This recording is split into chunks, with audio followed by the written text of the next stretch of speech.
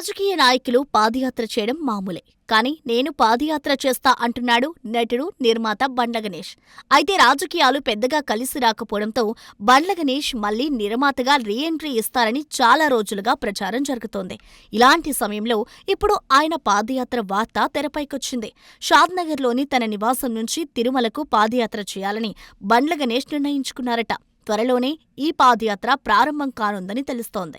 షాద్నగర్ నుంచి తిరుమల మధ్య 500 కిలోమీటర్లకు పైగా దూరం ఉంటుంది. ఇంత దూరం పాదయాత్రలు ఎన్నికలకు ముందు బడా నాయకులు మాత్రమే చేస్తుంటారు. అలాంటిది ఇప్పుడు బండ్ల గణేష్ పాదయాత్రకు సిద్ధమవడం ఆసక్తికరంగా మారింది. బండ్ల గణేష్ కొంతకాలంగా సినిమాలను, రాజకీయాలను పక్కన పెట్టి వ్యాపారాలపైనే పూర్తిగా ఫోకస్ పెడుతున్నారు. అయితే ఇప్పుడు మళ్లీ సినిమాల్లోనూ అలాగే రాజకీయాల్లోనూ సత్తా చాటాలని చూస్తున్నారట.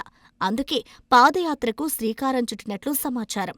ఈ పాదయాత్ర తర్వాత బండ్ల పాలిటిక్స్లో ఫుల్ యాక్టివ్గా ఉంటారట.